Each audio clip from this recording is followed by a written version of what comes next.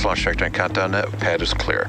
10, 9, 8. Launch auto sequence has 7, started. 6, 5, 4, 3, 2, 1. Go for launch.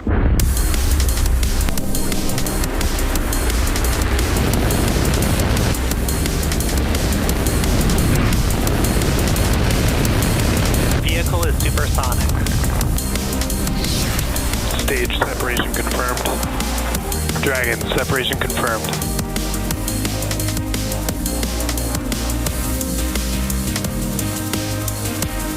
Stage 1 is transonic. Landing legs have deployed. And Falcon 9 has landed.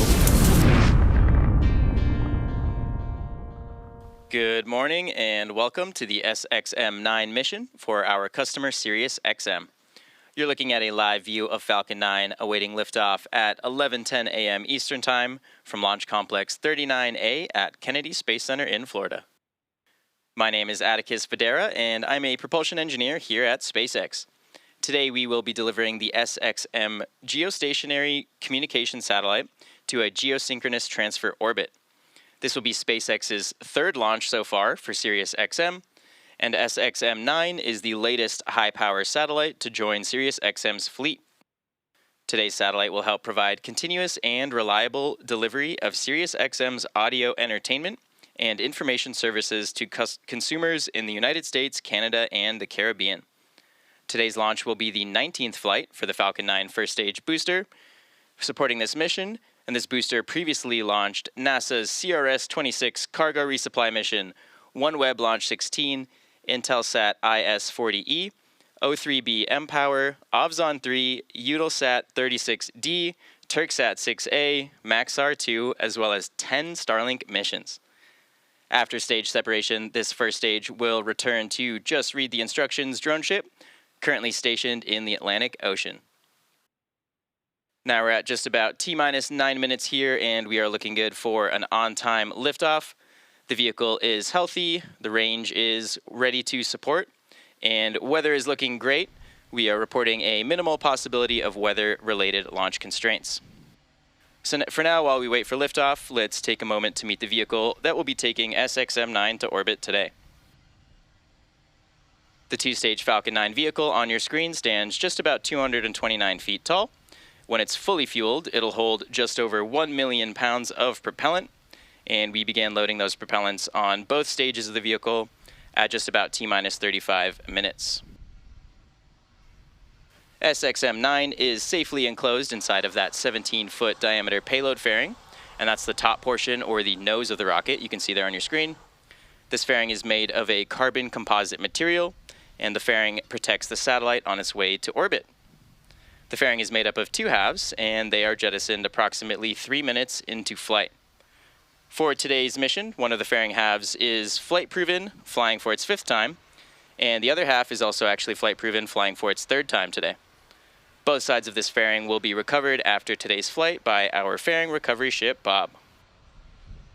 Below that payload fairing, we do have the second stage, and this is the part of the rocket that will take our payload to its destination orbit. The second stage will ignite its single Merlin vacuum, or MVAC engine, just about 2.5 minutes into flight, and then we do relight that engine a second time before we deploy the satellite. Below that second stage, you can see the black interstage, which is part of the first stage booster. And at the bottom of the first stage, there are 9 Merlin engines, and these get Falcon 9 off the ground up into the thinner parts of the Earth's atmosphere. Shortly after liftoff, the first and second stages will separate from one another, and then the second stage will continue up to orbit, and while the first stage will make its way back down to Earth. The first stage, of course, is designed to be reflown with minimal refurbishments between flights. And as mentioned at the top of the show, today's booster is flying for the 19th time, and we will be attempting to land this booster on our drone ship, Just Read the Instructions. And that drone ship is currently stationed in the Atlantic Ocean. As you can see there on your screen, a nice view of that drone ship. And if we are successful in recovering the booster today, it will be the 121st successful recovery of an orbital class rocket in just this year alone. Now, lastly, that large truss structure you see next to the rocket is the transporter erector, or TE. We use it both to roll the rocket out to the pad, as well as raise it to its vertical launch position. You might hear in callouts over the nets the TE referred to as the strongback from the launch team. Stage 1 RP1 load is complete. And there we go, we just heard that stage 1 RP1 loading has been wrapped up. That TE I was mentioning also routes the vehicle's fluids, power, and telemetry umbilicals from the ground systems up to the rocket and the satellite, all the way until the moment that Falcon 9 transitions to internal power. So now that you're a little more familiar with the vehicle, let's learn more about today's payload, SXM-9.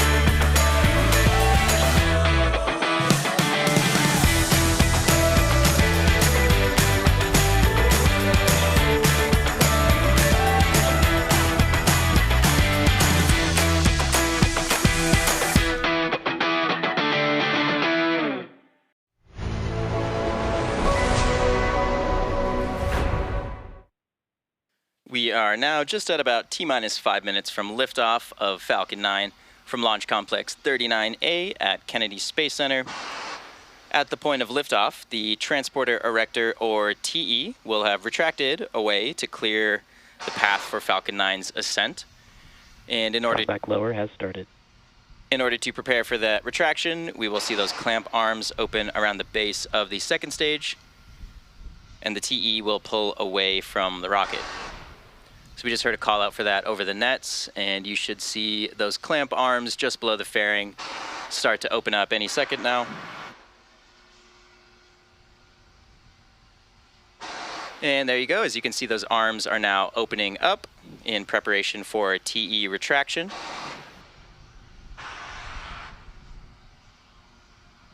So up until this point, the TE has been supporting the weight of the vehicle, but now that the vehicle is pressurized and mostly full of propellant, it can stand on its own weight. So we will now begin to retract that strongback away from the vehicle just slightly. And at this point in the countdown, both the first and second stages are nearly fully loaded with their 1 million pounds of kerosene fuel and liquid oxygen. And as you can see there on your screen, that strongback is now starting to lean away from the vehicle. These first and second stages began their propellant loading just at about T-minus 35 minutes, and they will wrap up about a minute apart from each other, with the first stage finishing just around T-minus 3 minutes, and the second stage wrapping up at around T-minus 2 minutes. You might notice a few of those white clouds around the vehicle. These are formed as the chilled gas above the LOX tank liquid surface vents overboard to maintain pressure inside of the tank. And when that cold gas contacts the warmer Florida air, it does condense the water in the air, and it forms those clouds that you see on your screen. And this is a totally normal part of Stage 1 LOX load is complete. There we go, we just heard stage 1 LOX loading has finished. Should be wrapping up stage 2 in around 40 seconds or so. Weather looking really nice here in Florida, mostly clear skies. Teams not reporting any blockers to launch at this point. Now coming up next at T-minus 60 seconds, Falcon 9 will enter the startup phase. And this means the rocket's autonomous internal flight computers have taken over control of the launch countdown. Should be wrapping up liquid oxygen loading on the second stage any second now. Stage 2 LOX load is complete. And there we go. With that call out, we are now fully loaded with RP1 and liquid oxygen. So next up is startup, and then after startup, inside of T-minus 2 seconds, we do light those Merlin M1D engines for liftoff. So far, the payload continues to be healthy. Falcon 9 team is tracking no issues on the rocket at this time.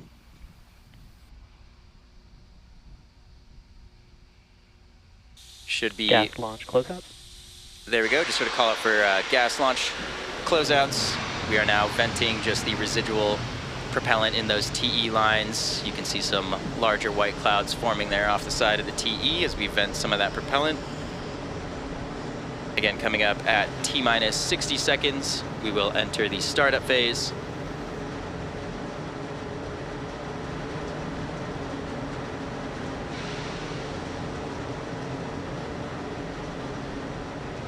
Falcon 9 is in startup.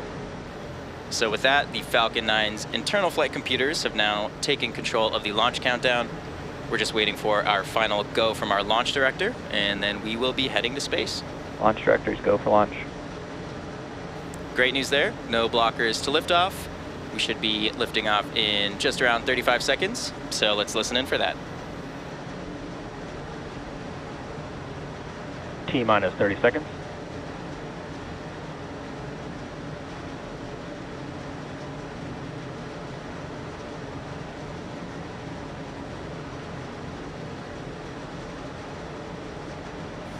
Fifteen seconds.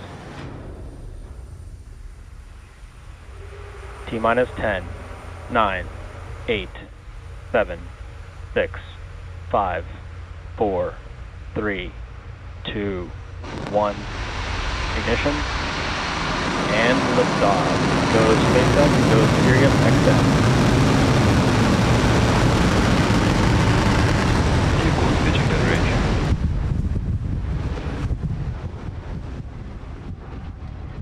Chamber pressures are nominal.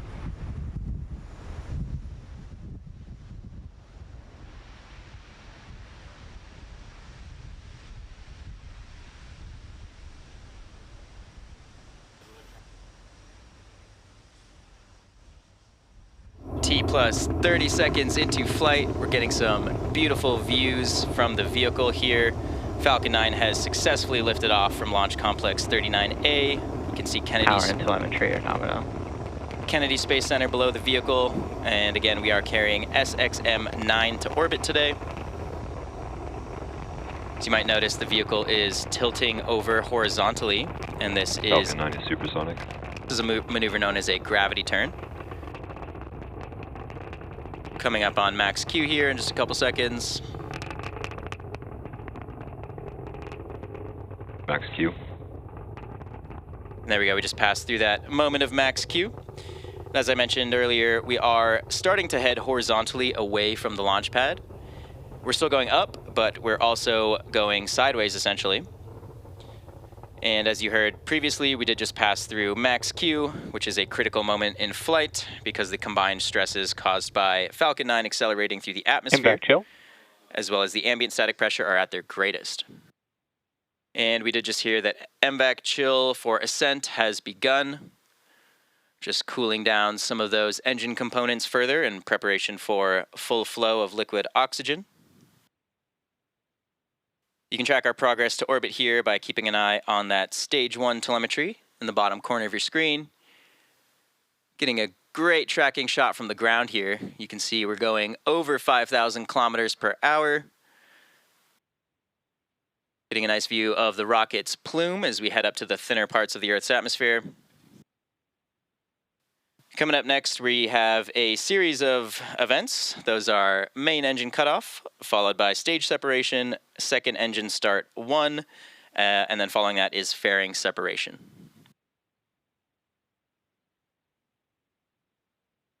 Main engine cutoff. Stage separation confirmed.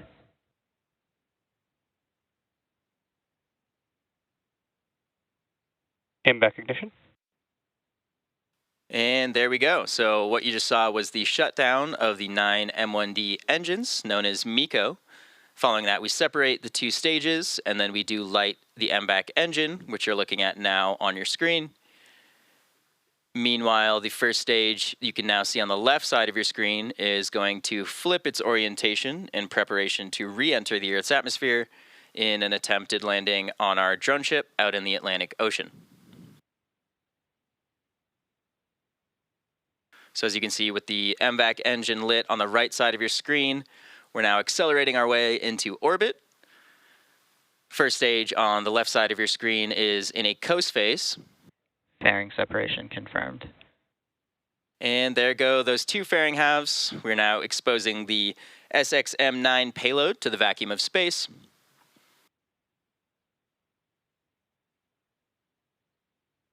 Stages are following nominal trajectories.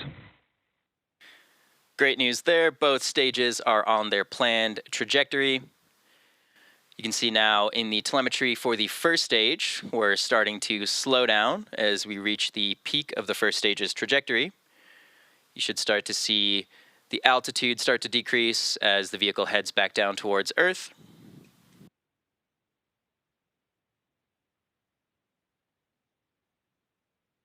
Coming up next on the first stage is the entry burn. And for this burn, we do relight 3 of the M1D engines, starting with the center E9, followed shortly after that by the E1 and E5 engines. And this just slows the vehicle down as it passes back into the Earth's atmosphere, reducing stress and improving our reusability on the vehicle. During this entry burn, Falcon 9 is decelerating by firing its Merlin engines, but we're still moving really fast towards the Earth. And this causes the vehicle to fly through Merlin's exhaust gases, also sometimes called the plume. And this deposits a layer of soot on the vehicle's surface. So that's why you can see some of our flight-proven vehicles look a little extra toasty. And that soot comes from the carbon-based fuel that Falcon 9 uses.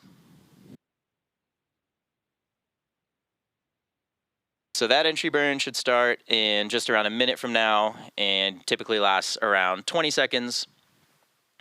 And again, the second stage on the right side of your screen, continuing to head to orbit, now almost 13,000 kilometers per hour at an altitude of about 160 kilometers above the surface of the Earth. We can see the first stage is now accelerating towards the Earth. Its altitude is decreasing. You can see those grid fins on the left side of your screen. These help aerodynamically control the vehicle as it re-enters the atmosphere. So pay attention to those. You can see them sort of tilting and guiding the vehicle as we head towards the drone ship.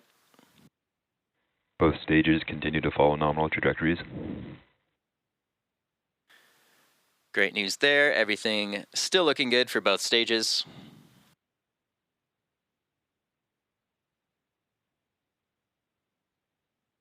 Coming up shortly on that entry burn, so pay attention to the left side of your screen as well as that telemetry. Stage 1 entry burn startup. Stage 1 FTS is saved.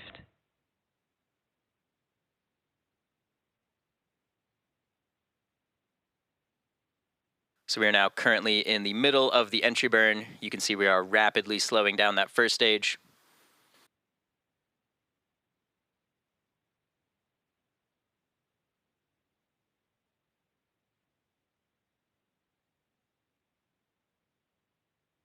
Entry burn shut down.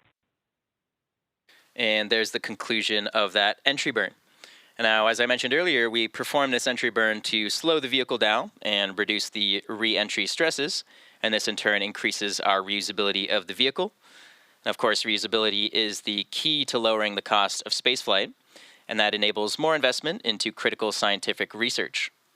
The Falcon 9 first stage supporting today's mission has just performed that entry burn for the 19th time. The Merlins on this first stage are optimized for sea level, and they achieve about 190,000 pounds of thrust during ascent and descent. The MVAC engine on the right side of your screen is optimized to operate in the vacuum of space, and that engine produces just around Stage 2 terminal guidance. 220,000 pounds of thrust in the vacuum. So we just heard stage 2 has entered terminal guidance, which means we are approaching the end of our burn. Stage 1 transonic. Meanwhile, stage 1 has just gone below the speed of sound. We are now approaching the thicker parts of the Earth's atmosphere, getting ready for a landing on our drone ship. Second stage approaching its parking orbit. You can see those grid fins on the left now starting to help position the vehicle and guide it towards the ship. And Stage 1 landing burn. Stage 2 FTS is saved. There we go. We just heard the landing burn has started on the first stage. And as you can see, we're just passing through the clouds now, and there's the drone ship waiting in the ocean below.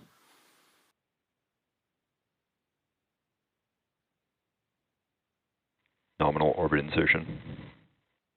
Landing leg deploy.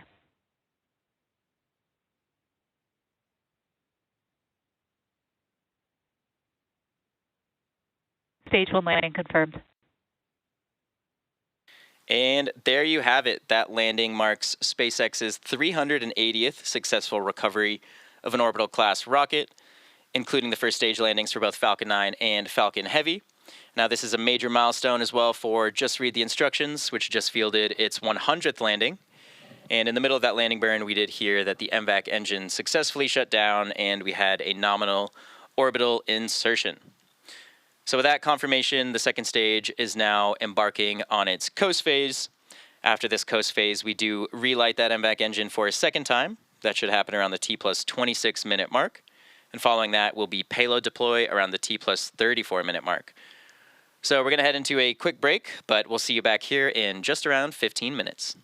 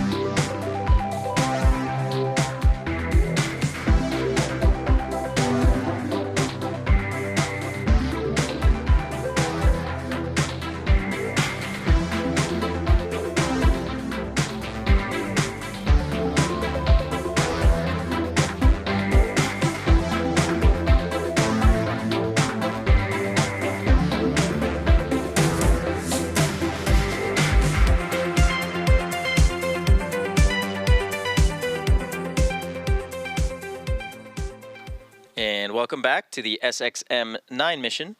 So far, it's been a great mission. Falcon 9 lifted off at 11:10 a.m. Eastern Time from Launch Complex 39A at Kennedy Space Center in Florida. We did have a successful ascent, fairing separation, and second stage orbital insertion. Those fairing halves are being recovered by our recovery ship Bob. And again, one half of the fairing flew for the 5th time today. The other half flew for the 3rd time. And we did also recover the first stage on our drone ship, and this marks its 19th landing overall. As you can see on your screen, we are just moments away from the second ignition of the MVAC engine on the second stage, and this will carry the SXM-9 payload into the orbit needed to deploy the satellite. The burn will be followed by shutdown of the MVAC, also known as Second Engine Cutoff 2, or SECO 2. As you can see on your screen, we are now chilling the engine in preparation for that burn. The burn should happen in just around 30 seconds and should be about a minute-long burn. Now again, we're currently in what's known as a parking orbit, which is a circular orbit. And today's mission is known as a geosynchronous transfer orbit mission. So that is what we are going to achieve after this burn here, coming up in a few seconds. MVAC ignition. There you go. As you can see, we did just light that MVAC engine. You can see in the telemetry, we are now rapidly increasing our speed. This burn should last just around a minute or so.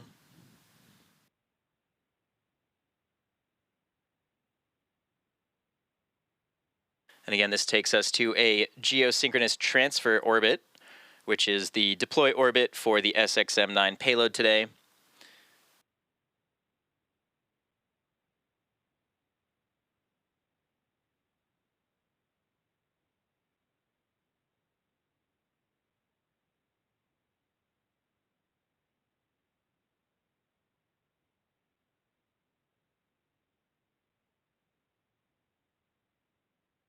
MVAC shutdown.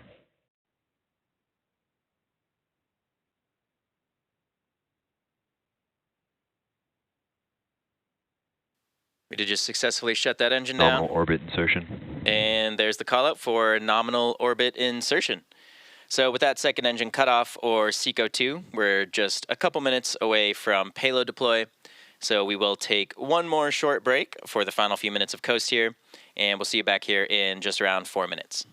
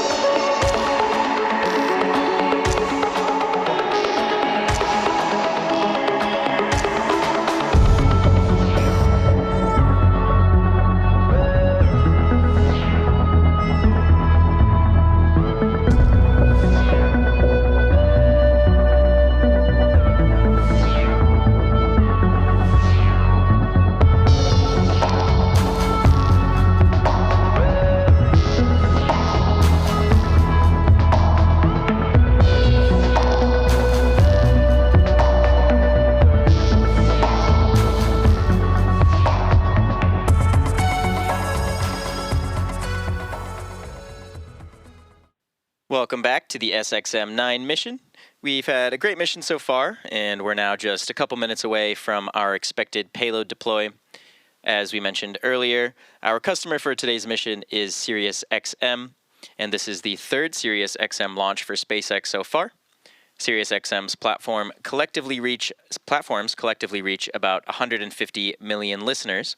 The SXM-9 satellite is based on Maxar's proven 1300 class platform, and the satellite was built at Maxar's facility in Palo Alto, California. The satellite will provide more capability to the Sirius XM fleet, including an expanded service area and higher service quality. Beautiful day, beautiful views here from the second stage in orbit as we are preparing to deploy the SXM-9 satellite. SXM-9 is 27 feet tall and over 100 feet long when the solar arrays are deployed. The satellite also features a large unfurlable S-band reflector, and this broadcasts audio and data signals to users on the ground. As I mentioned, there are more than 150 million Sirius XM-equipped vehicles on the road today, and these rely on Sirius XM's proprietary satellite network, which is also a key delivery mechanism for the company's 360L platform. Sirius XM also offers a suite of satellite-delivered marine and aviation services, and these provide pilots and boaters with important weather data and information directly to their cockpits.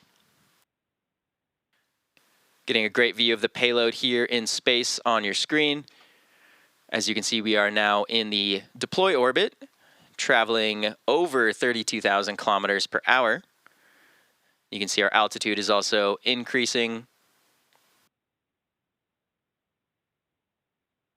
Should be coming up on that payload deploy in just around 30 seconds. Should hopefully get a good view of that deploy.